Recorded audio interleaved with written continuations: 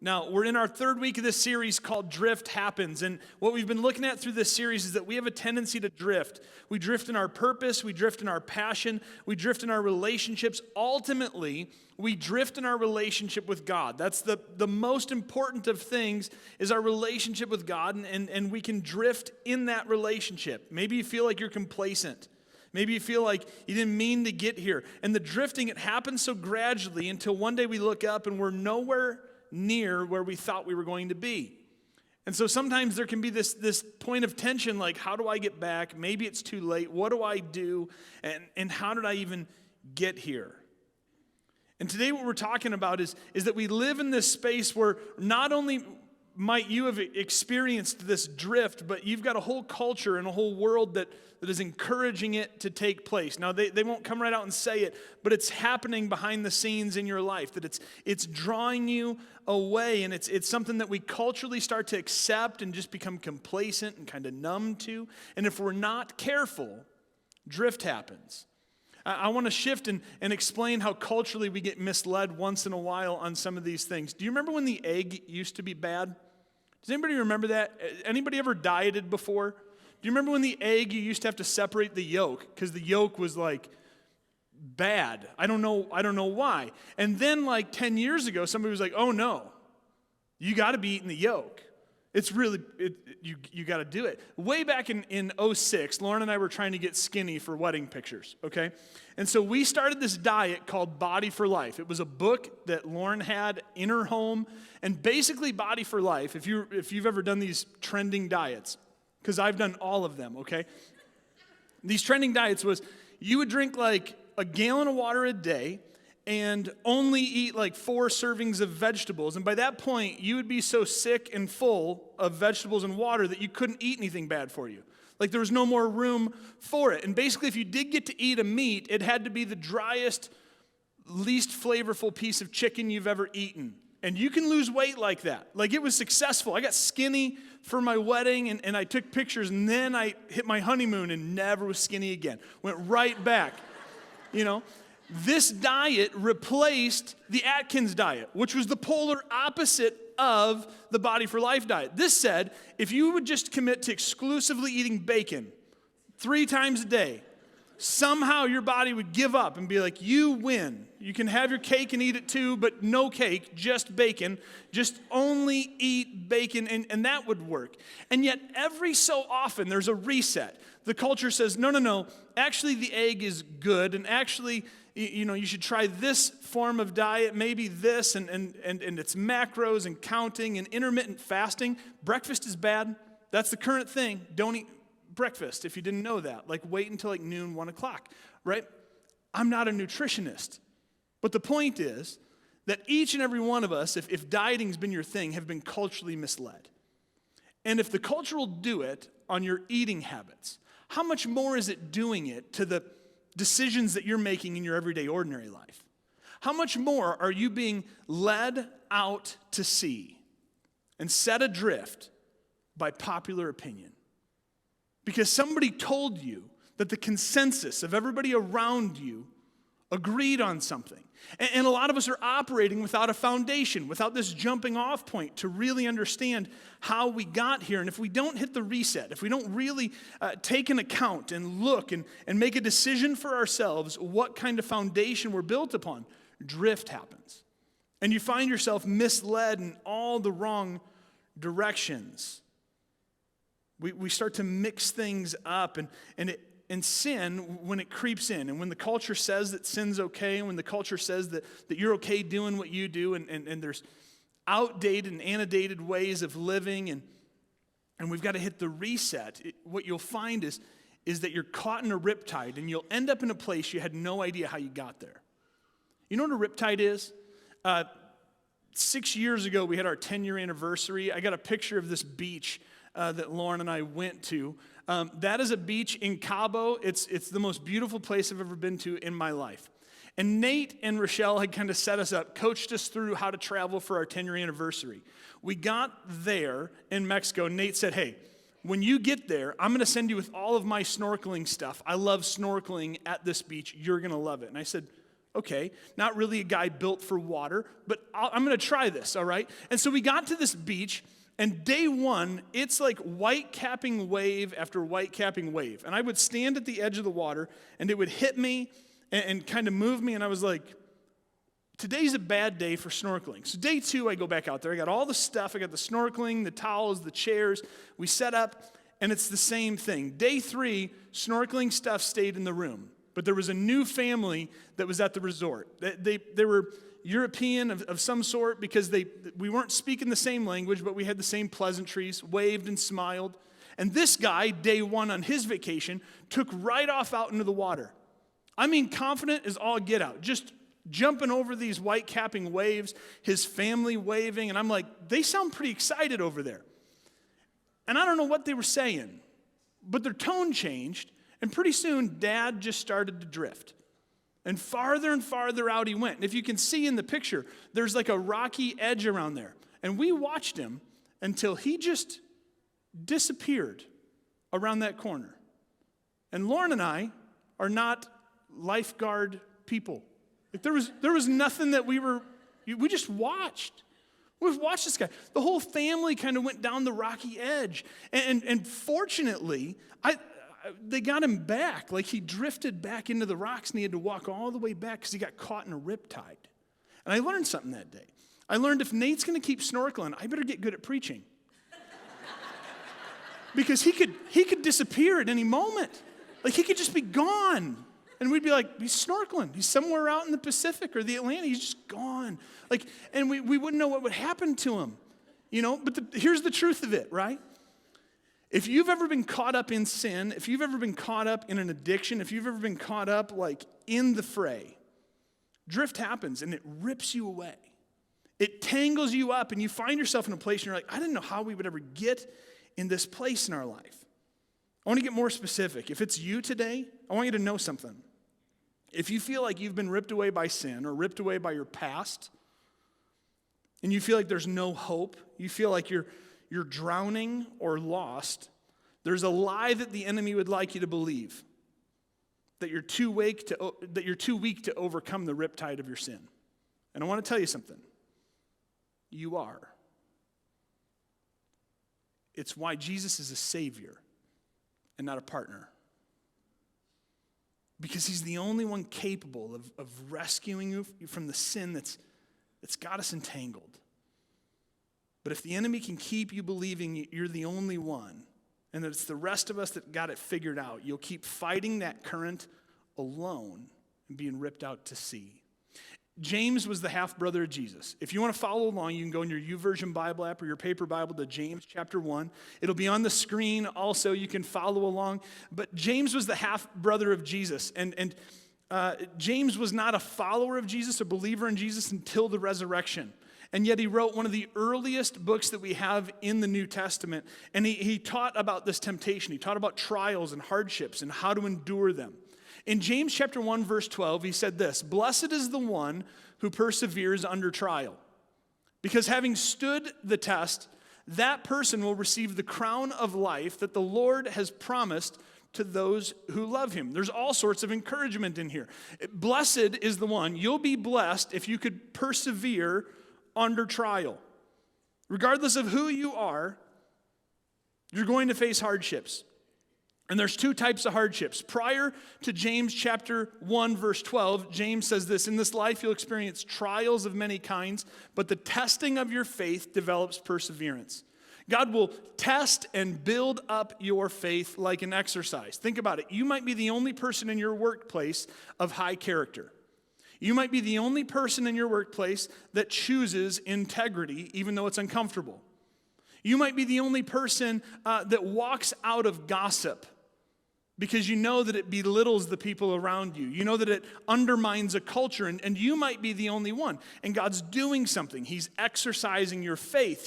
He's developing something in you. But there's a second kind of testing or of temptation, and it's the same Greek word, but James says there's a testing that builds up faith from God, and there's a tempting that comes from your sinful desires. Now, we talked about this last week a little bit.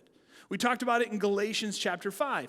But what James is talking about here is he said, what we're going to move into is that you got to watch out that you're not going to be ripped out to sea or dragged away by your desires, and then inappropriately blame that on God and miss the bigger picture. Our instinct believes that it's everyone else's fault. And culturally, that's our default position. There's not many of us that when we get caught in the wrong, immediately go, you're probably right. It was me. Guilty. Like, no, most of us get what? Defensive. And we get defensive because our instinct, our human nature says, no, it's everybody else around us. And in this, James says there's a persevering that happens in these trials. And that if you stand the test of time, there's a crown of life that the Lord has promised to those who love him. There's this eternity that we live in wait for. There is this hope of heaven. It's better than anything you've ever seen, anything you've ever imagined. It is the best thing happening out there, and it's what we live in hope of. Not only are you going to see Jesus face to face, but you're going to be gathered up, and you should look into how beautiful heaven's going to be. There's no more pain there. There's no more tears. There's just think of how much healthier. There's a new heaven and a new earth that's promised. And we cling to that, and we hang on through the trials that we face through this. Paul wrote it like this in 1 Corinthians 9. He said, everyone who competes in the games goes into strict training. They do it to get a crown that will not last, but we do it to get a crown that will last forever. Same motivation. But Paul says you better train up for it, or you won't have the withstanding to be able to survive it. Lauren's cousin, Darren, is a good friend of mine, was a Marine. And Lauren said she would visit family in Arizona, and she would hang out by the pool and enjoy a vacation away in Arizona. And she said while she was doing that, Darren would put on like all of his clothes and hold weight and jump into the deep end of the pool and tread water. Because when it came time for him to go and be a Marine, he wanted to be ready for it. He wanted to train himself up for it. And so he built up this endurance, he built up this stamina, and he swims like a fish. Like it's just effortless to him now because he equipped himself to do so. You see, you and I have an understanding that if we want to get good at something, it takes equipping and it takes training. You and I have an understanding that if you want to do something different in the workplace, you're going to have to work at that skill. You're going to have to be trained up at that skill. Most of you are employed somewhere that either depended on your previous training or put you through their system to train you up, to ready you to be fit for the job. And yet when it comes to facing the hardship of life and really depending on God, how much time a week are we putting into it? How much time are we really setting aside for God to ready us? If this is it, it's not going to be enough. And I want more for you. Not out of guilt, but because I want to see God do a healthier thing in you. Because I want to see God heal things that you didn't think could be healed. Because I want to see you live with purpose and meaning in a way that you didn't think you were capable of. And I want you to train up for this because it's worth it, because God's way is worth it and it's better. And then we get to this really profound thing that James says. We're back in James chapter 1:13. He says, when you're tempted, no one should say, God is tempting me. God cannot be tempted by evil, nor does he tempt anyone. You know how we typically react when we find ourselves being ripped away by sin? You ever said this? God, why are you doing this to me? You ever prayed that? God, why this? James makes it really clear. God will test your faith. He will not tempt you into sin. And that seems subtle, and that might not seem important. But if you would arrive at that understanding that God is good all the time, it would change your trust and dependence on him. It would change how quickly you ran back into his arms. Because he's not waiting in the shadows to entrap you. He's not waiting to watch you fail and say, I told you so, as he picks you up. It's not a manipulative rescue like that. Like, you have a God who will test your faith. He'll ready you. He'll equip you. He won't tempt you into sin. And so when you find yourselves being tempted into sin, you got to have the wherewithal to know who it is that's tempting you and what fight you're up against. And James explains it. He says, each person, when they're tempted, are dragged away by their own evil desires and enticed. Think about all the desires that begin as innocent desires, and then they spiral into something that's unhealthy. Think about how a longing for love has led to such unhealthy relationships, or people sprinting into the arms of the wrong person prematurely outside of God's plan. Think about how hunger has left somebody wanting to be fed, and then it's led into indulgence and gluttony. Or think about how wanting to connect has been manipulated and twisted.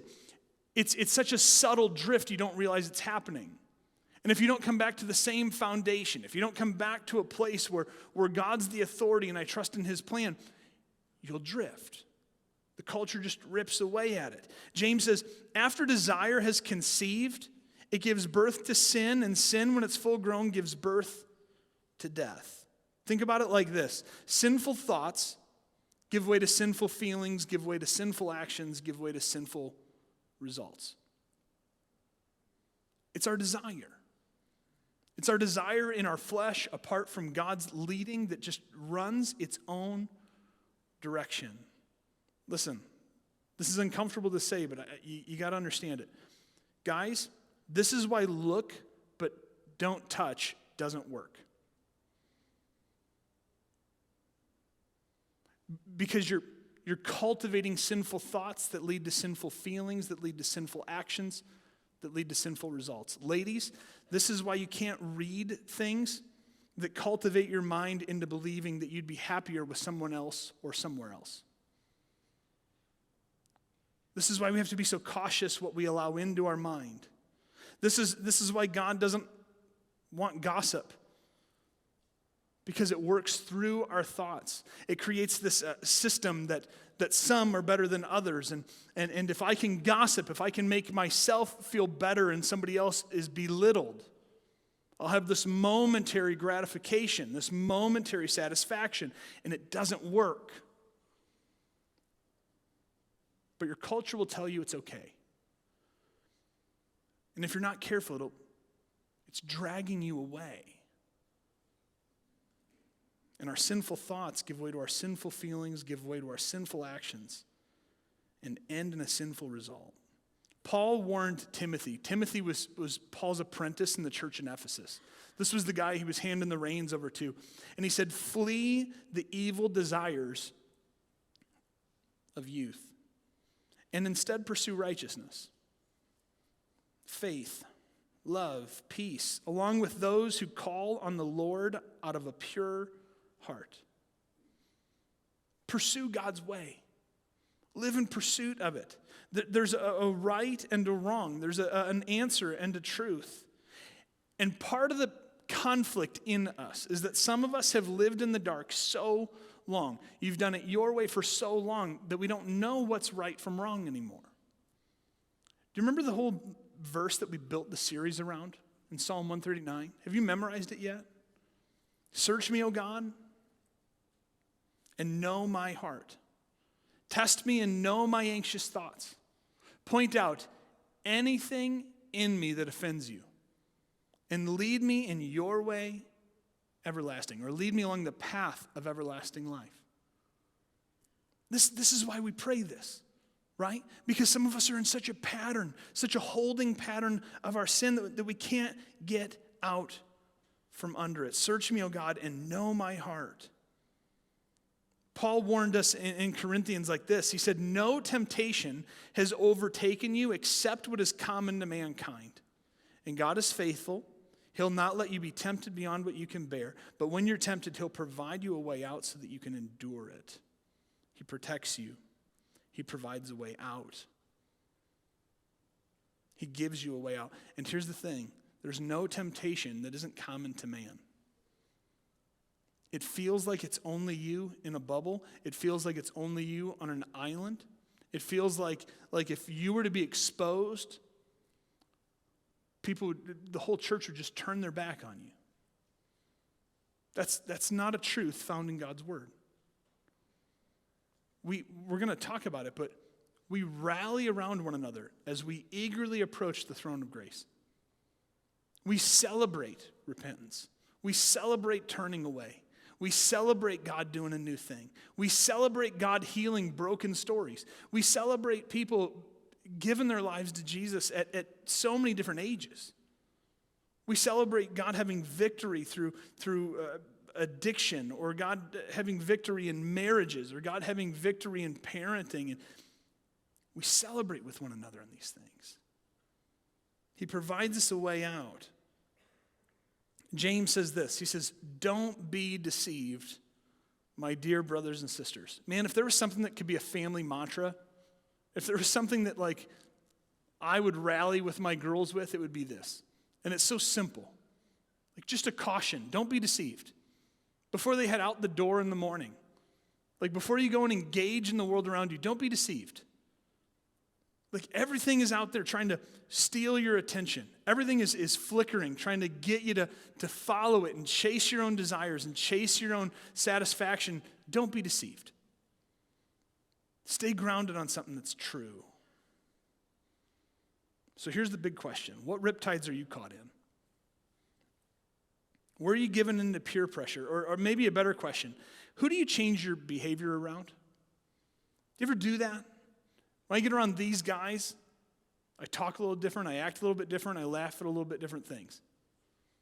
What riptides are you caught in? Search me, O God. Know my heart. See if there be any offensive way in me. Test me and know my anxious thoughts. I want to be led in your way of everlasting life, God. I want to trust you in your plan. So what's the riptide that you're caught in? I saw this video clip this week. It was like a social test that they did. And in this clip, in this picture here, it's kind of hard to see. Do you notice they're in an elevator? And everybody in the elevator is facing the back of the elevator. Everybody on that elevator is an actor except for that one poor girl that's circled. And you know what they did? They had everybody get on the elevator and face the back of the elevator. That feels so awkward. I don't even know how I would act and do it. But everybody got on the elevator, faced backwards. This girl gets on the elevator like a normal person and faces forward. Floor 1, they go up to floor 2, and they open it, and a person gets off and another person gets on, also an actor, faces the back of the elevator. And with this, the girl turns a little bit. Floor 3, another person gets off, another person gets on, they face the back, and the girl goes sideways in the elevator. And now she's looking at everybody who's facing the back wall. Floor 4, it's a 2-minute and 30-second video. She completely turns around and faces the back.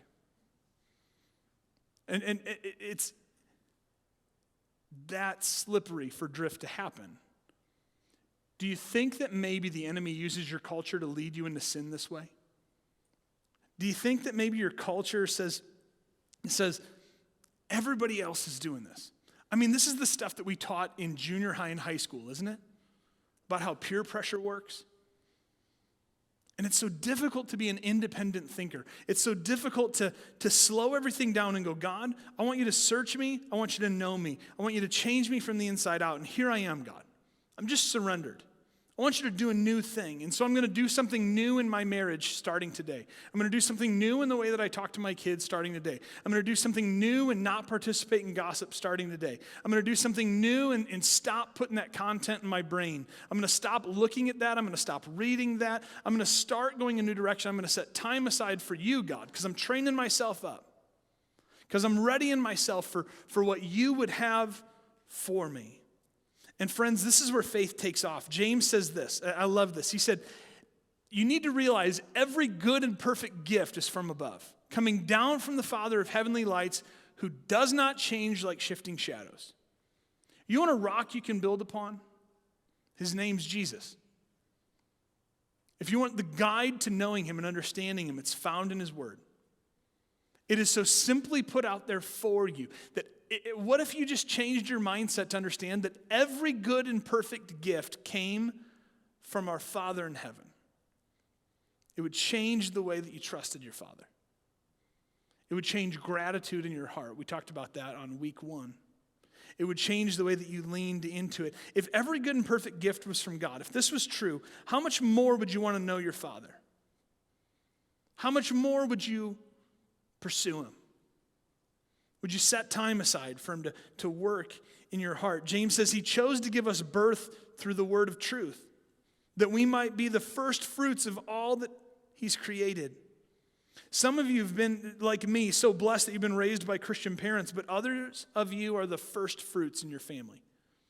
You came to know Jesus and you're a generational change for your children. And you're raising your children to know a God that you just met.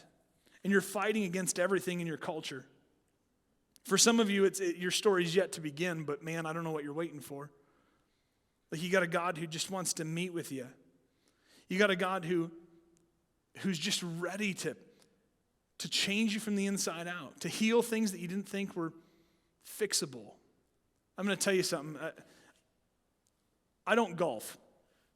Now, everything about the game of golf interests me. I think it's the most beautiful place in any of our communities. I want to go to the golf course. I think it's the equipment. I want to mow the lawn every time I drive by a golf course. It is like the most beautiful place on earth. The clothes, I want to dress like a golfer, but then I'm afraid people will invite me to golf. Okay? Do you know why I don't like to golf? Because I'm not good at it. And I don't have the time to get good at it. I don't have the money to start a new hobby. I don't think my marriage would support a new hobby at this stage. Like I don't have time to do that. Here's what my fear is. My fear is that we've taught for 3 weeks about the danger of sin and following your own desires and about going a new direction. But you might feel like it's more than you can undertake. And it sounds great. Like it sounds like I'd love to be one of those Christ followers. I'd love to be somebody who went to church and had this community of believers and knew the Lord better and God was doing a thing, but you just can't imagine starting. I want to explain to you something about Jesus in Hebrews chapter 4. We have this great high priest, that high priest language of somebody who goes on our behalf before the Father. He's ascended into heaven, Jesus, the Son of God. So let us hold firmly to the faith we profess. This is the crux of everything that we teach all the time. This is the part that we talk about all the time. Jesus is the Son of God. He goes before us, pays our sin in full. But here's what the author of Hebrews keeps writing. We don't have a high priest who's unable to empathize with our weakness. Notice that word, empathize with your weakness. We have one who's been tempted in every way, just as we are. But he didn't sin. But in his not sinning, he didn't take a pretentious role and look down on you. He empathized with you. And therefore, let us approach God's throne of grace with confidence so that we'd receive mercy and find grace to help us in our time of need. Friends, he wants you. He welcomes you in. Don't think that it's an uphill battle. It's not your battle at all. It's the only one who could pay the debt and win the battle for you. It's Jesus. He pays it all. He's the hope. He's the mercy seat. He's where we go and find that we're made new. Church, this is who we're going to be. When there's a riptide, there's always flags on a beach that caution you. And so we as a church are going to look for the red flags. And so there's going to be uncomfortable conversations that happen from time to time. There's going to be times where we go, hey, we got to look at this. We got to remember what our foundation is built on. And if I'm caught in sin, if you're caught in sin, we're going to readily run back to the arms of Jesus. We're not going to play with sin. What do I mean by that? We're not going to kind of recharge our battery on Sunday, do an okay job on Monday. By Wednesday, we've kind of backslid. If that's you, get some better community around you. I'll be your friend. There's a whole list of people who will be your friend. You don't have to live that way. We'll live in this victory of letting God's Spirit change us from the inside out, and we'll live in the rescue. Worst thing that you can do in a riptide is try to swim right back against it. You need a rescue.